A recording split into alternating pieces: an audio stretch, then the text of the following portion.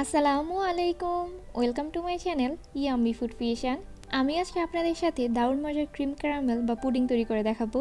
এই cream caramel বা pudding নিয়ে যারা বিজনেস করতে চান তাদের জন্যই আমার আজকের এই ভিডিওটা। কিভাবে দারুণ মজার একটা পুডিং তৈরি করবেন, প্যাকেজিং, দাম নির্ধারণ এবং কাস্টমারের হাতে কিভাবে তুলে দেবেন তার সম্পূর্ণ ডিটেলস আজকের এই ভিডিওতে পেয়ে যাবেন।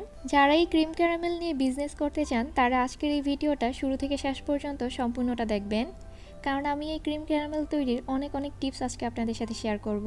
আমি আজকে আপনাদেরকে যে উপকরণ বা যে পরিমাণে তৈরি করে দেখাবো তা হচ্ছে আধা কেজি বা 500 গ্রামের পরিমাণ। প্রথমেই আমি ক্যারামেল তৈরি করে নিচ্ছি। পুডিংয়ের ক্যারামেল এবং অন্যান্য রেসিপির ক্যারামেল কিন্তু সম্পূর্ণ আলাদা। তো আমি আজকে আপনাদেরকে যেভাবে পুডিংয়ের ক্যারামেলটা তৈরি করে দেখাচ্ছি আপনারা চেষ্টা করবেন এভাবেই তৈরি করতে। প্রথমেই একটা পাত্রে 1/4 কাপ চিনি নিয়ে নিচ্ছি। এর সাথে প্রায় 2 টেবিল চামচের মতো দিয়ে দিচ্ছি পানি। মিডিয়াম আঁচে এখন এই ক্যারামেল তৈরি করে নিতে হবে। প্রথমেই কিন্তু স্প্যাচুলা দিয়ে নাড়া যাবে না, যখন একটু মেল্ট হয়ে আসবে তখন স্প্যাচুলা দিয়ে নেড়ে নিতে হবে। যখন এইরকম হালকা গোল্ডেন ব্রাউন কালার চলে আসবে তখন এর মধ্যে 1/3 কাপ দিয়ে দিচ্ছি ফুটন্ত গরম পানি। অনেক সময় দেখা যায় সুন্দর কালার আনার জন্য অনেকেই ক্যারামেলটা পুড়ে ফেলে, আর ক্যারামেল পুড়ে যাওয়ার পর এটা কিন্তু তিতা হয়ে যায়। পুডিং যত স্বাদেরই হোক না কেন, ক্যারামেল যদি তিতা হয়ে যায় এটা খেতে কিন্তু কখনোই ভালো লাগবে না। এখন এই ক্যারামেলের মধ্যে কিভাবে সুন্দর কালার নিয়ে আসতে হবে সেই ফাঁকিবাজি বুদ্ধিটা দেখিয়ে দিচ্ছি। 2 ফোঁটা চকলেট ব্রাউন কালারের সাথে সামান্য পরিমাণে একটু পানি মিশিয়েছি। এখন অল্প অল্প করে সেই পানি মিশ্রিত কালার এর মধ্যে দিয়ে দিচ্ছি। ক্যারামেলের মধ্যে গরম পানি দেওয়ার পর যখন এর মধ্যে একটা বলক চলে আসবে তখনই চুলা থেকে নামিয়ে নিচ্ছি। এই ক্যারামেলটা কিন্তু কোনোভাবেই ঘন করা যাবে না। ক্রিম ক্যারামেলের ক্যারামেল সবসময় একটু পাতলাই থাকে। যে বাটিতে ক্রিম ক্যারামেল বা পুডিং তৈরি করব সেই বাটির মধ্যে এখন এই ক্যারামেল নিয়ে নিচ্ছি। আর আমি এখানে 250 ml এর প্লাস্টিকের 3টা বাটি ব্যবহার করছি। আর এই প্লাস্টিকের বাটিতেই আমি পুডিং বেক করব। ভয় পাওয়ার কিছু নেই, এই প্লাস্টিকের বক্সগুলো ফুড গ্রেড আর তাপে এগুলো গলেও যাবে না। যে পাত্রে ক্যারামেল তৈরি করেছি সেই একই পাত্রে রুম টেম্পারেচারে থাকা 1.5 কাপ পানি নিয়ে নিচ্ছি। আর যে পাত্রে ক্যারামেল তৈরি করেছি সেই পাত্রে দুধ জাল দেওয়ার একটা কারণ হচ্ছে ক্যারামেলের সুন্দর কালারটা এই দুধের মধ্যেও চলে আসবে। পানিটা গরম হয়ে আসলে এর মধ্যে 1/2 কাপ দিয়ে দিচ্ছি ফুল ক্রিম গুঁড়া দুধ। আমি এখানে ডিপ্লোমা ব্র্যান্ডের গুঁড়া দুধটা ব্যবহার করছি। আপনারা আপনাদের পছন্দ মতো যে কোনো ব্র্যান্ডের গুঁড়া দুধ এখানে ব্যবহার করতে পারেন। এখন এর মধ্যে 1 টেবিল চামচ চিনি দিয়ে দিচ্ছি। এর চাইতে বেশি চিনি কিন্তু এখানে ব্যবহার করা যাবে না। এখন এর মধ্যে 1/4 কাপ দিয়ে দিচ্ছি ডানু ক্রিম। আপনারা আপনাদের পছন্দ মতো যে কোনো কুকিং ক্রিম এখানে ব্যবহার করতে পারেন। এই ডানু ক্রিম ছাড়াও কিন্তু পুডিংটা হবে, সেক্ষেত্রে পুডিংয়ের স্বাদ 40% কমে যাবে। এখন এই দুধে একটা বলক চলে আসলে চুলা থেকে নামিয়ে নিচ্ছি। এটা কিন্তু জাল করে ঘন করে নেওয়ার কোনো দরকার নেই, কারণ আমরা এর মধ্যে এমনিতেই পানির পরিমাণ কম দিয়েছি। এখন একটা পাত্রে রুমের স্বাভাবিক তাপমাত্রায় থাকা 2টা ডিম, 2 টেবিল চামচ চিনি এবং 2 ফোঁটা দিয়ে দিচ্ছি বাটার এসেন্স। আপনারা চাইলে এখানে আপনাদের পছন্দ মতো অন্য যে কোনো এসেন্সও ব্যবহার করতে পারেন। আমার কাছে মনে হয় এই ক্রিম ক্যারামেলে বাটার এসেন্স দেওয়ার ফলে এই ক্রিম ক্যারামেলের ঘ্রাণটা অনেক বেশি সুন্দর আসে।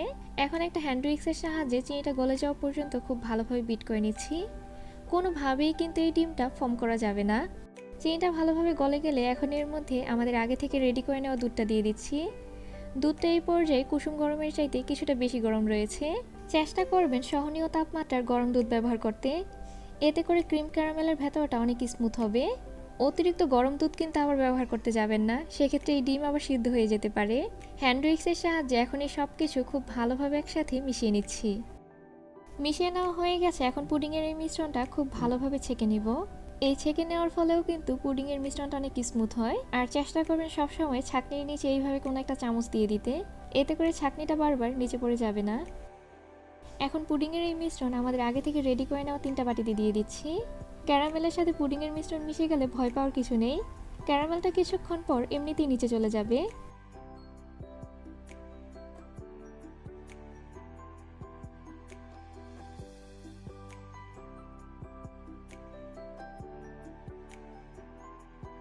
এখন ফয়েল পেপারের সাহায্যে 3টা বাটির উপরের দিকে আটকিয়ে নিচ্ছি। যেহেতু ওভেনে বেক করব, উপরের দিকে না আটকালেও কিন্তু সমস্যা নেই। আপনাদের অনেকের মনে একটা প্রশ্ন আসতে পারে, এই পুডিং আমরা ওভেনে কেন বেক করব, চুলায় বেক করলে কি সমস্যা? আমি আপনাদেরকে একটা ব্যাপার ডিটেলস এখন দেখিয়ে দেব। ছবিতে আপনারা যে পুডিংটা দেখতে পারছেন এই পুডিংটা আমি চুলায় তৈরি করেছি। দেখতেই পারছেন এই পুডিংয়ের বাইরে অসংখ্য ছিদ্র হয়েছে। চুলায় তৈরি করলে পুডিংয়ের বাইরে এবং ভেতরে এরকম অসংখ্য ছিদ্র তৈরি হয়। আপনারা এখন যে ছবিটা দেখতে পাচ্ছেন এটা আমি আজকে ওভেনে যে পুডিংটা তৈরি করছি সেই পুডিং। দেখতেই পারছেন এই পুডিংয়ের বাইরের দিক এবং ভেতরের দিক সব কিন্তু একেবারেই স্মুথ। আপনাদের যদি ক্রিম ক্যারামেল নিয়ে বিজনেস করার ইচ্ছা থাকে তাহলে অবশ্যই আপনারা ইলেকট্রিক ওভেনে এই পুডিং বেক করবেন। 10 ইঞ্চি সাইজের একটা মোল্ডে পুডিংয়ের বাটি 3টা নিয়ে নিচ্ছি। এখন এর মধ্যে কুসুম গরমের চাইতে কিছুটা বেশি গরম পানি দিয়ে দিচ্ছি। আর এখানে খুব বেশি কিন্তু পানি দেওয়া যাবে না, বাটিগুলোর 3 ভাগের 1 ভাগ যাতে পানির মধ্যে থাকে।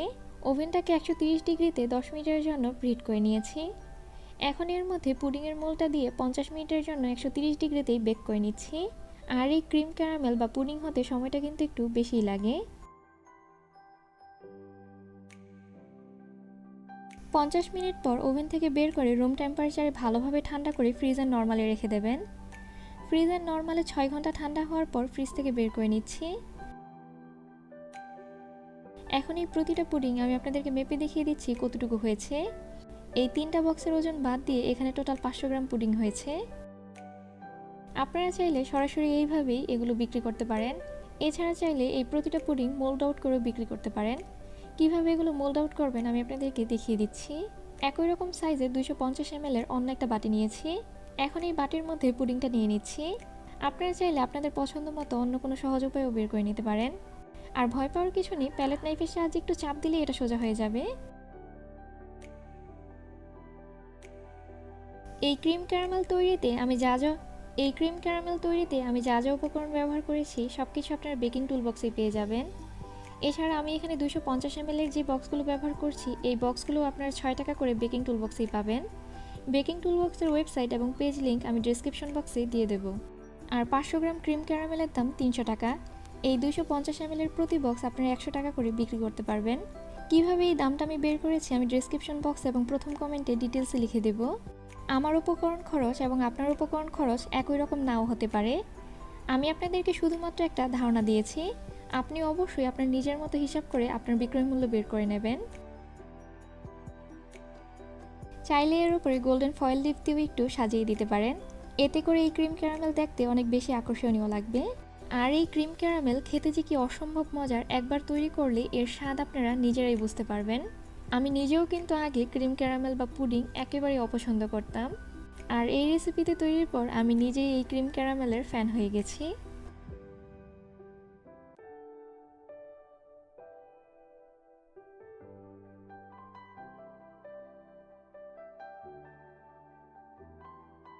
আমার আজকের এই রেসিপি আপনাদের কাছে কেমন লেগেছে অবশ্যই আমাকে কমেন্ট করে জানাবেন। আর ভালো লেগে থাকলে প্লিজ আমার চ্যানেলটা সাবস্ক্রাইব করবেন। আর যারা সাবস্ক্রাইব করেছেন তাদেরকে অসংখ্য ধন্যবাদ। সবাই অনেক বেশি ভালো থাকবেন, সবাই সবার জন্য দোয়া করবেন। আল্লাহ হাফিজ।